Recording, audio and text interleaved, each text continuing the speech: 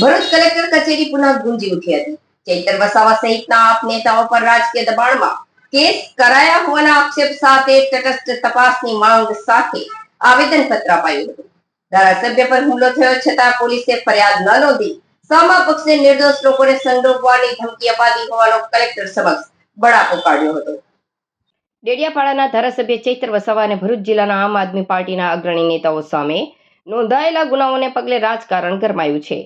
આપ દ્વારા આ તમામ કેસોને રાજકીય દબાણ હેઠળ ઉભા કરાયેલા હોવાનો ગંભીર આક્ષેપ કરી ભરૂચ જિલ્લા કલેક્ટરને એક સ્મૃતિ પત્ર પાઠવવામાં આવ્યું છે।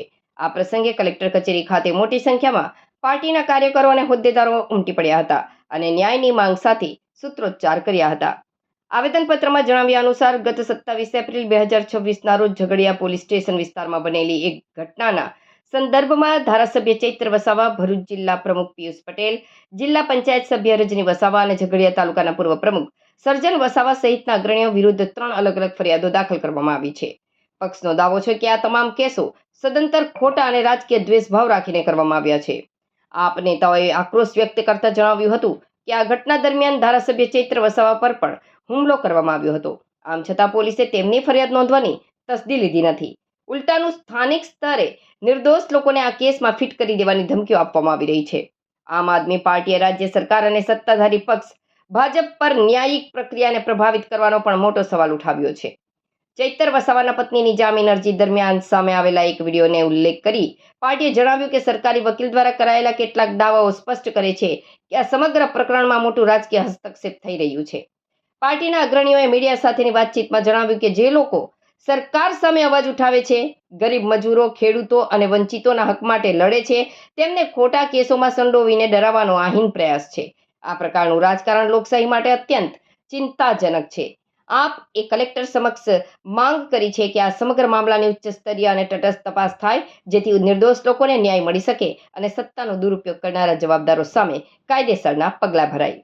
ભરૂચ જિલ્લાની અંદર કલેક્ટર કચેરીએ આવેદનપત્ર આપવામાં આવ્યા છે ત્યારે અમારા જે કાર્યકરો જેલની અંદર ખોટી રીતના પોલીસવાળાએ ફરિયાદ કરી છે ત્યારે હું એટલું જ કહીશ કે ભાઈ નિરંજનભાઈએ યાકુબજીએ જે વાત કરી રોશનની, તો રોશનની જે ઘટના જે છે 32 વર્ષથી સરકારી ગૌચરની જમીન એના પપ્પા ખેડી ખાતા હતા।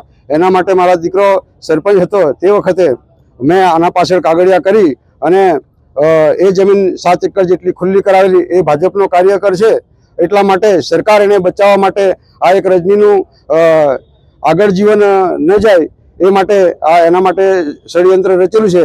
અને હું ગુજરાતની સરકારને એટલું કહેવા માગું છું કે ભાઈ આ ગામડે ગામડે બસ સ્ટેન્ડો પર જે ફ્રૂટની લારીઓ હોવી જોઈએ પણ એ ફ્રૂટની લારીઓ નથી, ત્યાં દારૂના અડ્ડા ચાલે છે, ઇંગ્લિશ દારૂના ચાલે છે। મેં વિડીયો પણ આપેલું છે, ઓડિયો પણ આપેલું છે અને પોલીસ સ્ટેશનમાં આની જાહેરાત પણ કરેલી છે, લેખિત પણ લખેલું છે।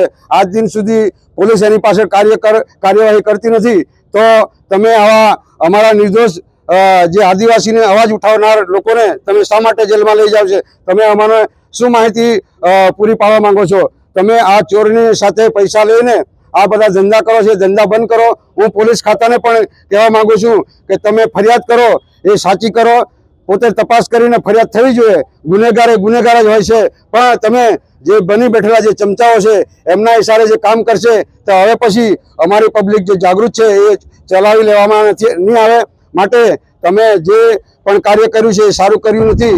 ભાજપના ઇશારે ભાજપ હારી ગયેલી છે એટલા માટે પોલીસને આગળ કરે છે, પણ પોલીસ મિત્રો અને ભાજપની અંદર જે આદિવાસી હોય, કોઈ અન્ય જાતના હોય, પણ તમે પણ વિચાર લેજો, તમારો ખાલી ઉપયોગ કરશે, બાકીને તમારો પણ વારો અમારી જેવો જ આવવાનો છે। તમને પણ કેરીનો જેમ ગોટલો ચૂસીને નાખી દે એ રીતના તમને પણ નાખી દેશે। એટલી વાર ચેતવું તો ચેતી જજો, આ લડાઈ બહુ લાંબી ચાલવાની છે। આમ આદમી પાર્ટી તમને હવે પછી બહુ મોટો ટક્કર આપવાની છે અને લોકસભા અને વિધાનસભા અમે હાંસલ કરીશું, એટલી વાત કરીને હું જોઉં છું।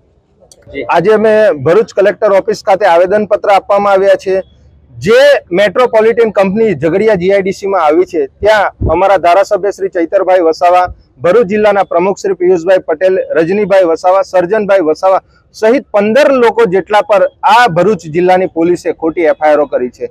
ત્યાં ગાડી ભારતીય જનતા પાર્ટીનો રોશન વસાવા નામનો વ્યક્તિ હતો, જે બોઇલર જે કંપનીમાં ફાટ્યું, જેમાં લોકો મૃત્યુ પામ્યા છે, ઘણા લોકો દાઝી ગયા હતા, તે લોકોને 7-7, 8-8 દિવસ થઈ જાય છે પણ તેમને કોઈ પણ જાતની ત્યાં હોસ્પિટલોમાં સુવિધાઓ નથી મળતી. એમના પરિવારો દ્વારા ચૈતરભાઈ શ્રીને રજૂઆત કરી. આ 7-8 દિવસ દરમિયાન કોઈ પણ ભાજપના સાંસદ કે ધારાસભ્યએ આ પરિવારોની કે આ જીઆઈડીસી ની જે કંપની છે એની મુલાકાત નથી લીધી. માનવતાની દ્રષ્ટિએ ચૈતરભાઈ ત્યાં આગળ આવે છે કંપની જોડે વાતચીત કરવા માટે, પણ તેમ છતાં ભાજપ દ્વારા એક ષડયંત્ર ગોઠવવામાં આવ્યું જેમાં રોશન વસાવા, ભરૂચની પોલીસ અને જે જીઆઈડીસી માં જે કંપની છે મેટ્રોપોલિટન એના મેનેજર શ્રીઓ દ્વારા 3 એફઆઈઆર કરવામાં આવી છે, જે તદ્દન ખોટી એફઆઈઆર છે. આના લીધે અમારા આગેવાન શ્રીઓ છેલ્લા 10-15 દિવસથી જેલમાં છે. એમને આવનારા દિવસોમાં જો ન્યાય નહીં મળે તો અમે ભરૂચ જિલ્લામાં આના કરતા પણ મોટો કાર્યક્રમ આપવા જઈ રહ્યા છે. સાથે સાથે આજે ભારતીય જનતા પાર્ટી જ્યાં જ્યાં આમ આદમી પાર્ટીના જે આગેવાનો છે એ તમામ શિક્ષણનો મુદ્દો હોય, આરોગ્યનો મુદ્દો હોય, બેરોજગારીનો મુદ્દો હોય, કોઈ કામદારો સાથે શોષણ થતું હોય, આ તમામ મુદ્દાઓ પર મજબૂતાઈથી લડે છે અને મજબૂતાઈથી લોકોના પ્રશ્નો ઉઠાવે છે. એ આ ભારતીય જનતા પાર્ટીને ગમતું નથી. અમારા ધારાસભ્ય શ્રી એક સનદની જમીનનો એક સામાન્ય પ્રશ્નમાં એમને 7 વર્ષ જેટલી સજા કરવામાં આવી. અમારા આગેવાનો છેલ્લા 10-10, 15-15 દિવસથી એક સામાન્ય નોર્મલ કેસમાં એ લોકોને જામીન આજ સુધી આપતા નથી. જે રોશન વસાવા છે એને કંપનીમાં જે ગેટની અંદર પરમિશન કોણે આપી? જ્યારે એ આવ્યો ત્યારે અભદ્ર ટીકા ટિપ્પણી ચૈતરભાઈ જોડે કરતો હતો, ગાળાગાળી કરતો હતો, એને છૂટી લાકડી પણ મારી, પણ તેમ છતાં એ વ્યક્તિ પર એફઆઈઆર કરવામાં નથી આવતી. કંપનીમાં જે બોઇલર ફાટ્યું, આજે તે કંપનીઓ પણ ભરૂચ પોલીસે હજુ એક્શન લીધી નથી. તો ભાઈ ન્યાયપાલિકા શું મરી ગયેલી છે? શું અહીંયા ગાડી ભરૂચમાં બે લોકતંત્ર કે બે સંવિધાનો ચાલે છે?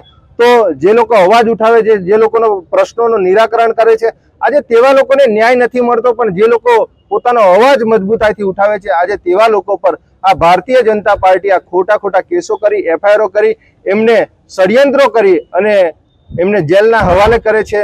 જો આવનારા દિવસોમાં અમારા તમામ આગેવાનોને જો ન્યાય નહીં મળે તો ભરૂચ જિલ્લામાં આના કરતા પણ મોટા કાર્યક્રમોમાં આપીશું અને આવનારા દિવસોમાં અલગ જિલ્લાઓમાં પણ અમે આ ભારતીય જનતા પાર્ટીના વિરુદ્ધમાં અલગ કાર્યક્રમો આપવા જઈ રહ્યા છીએ.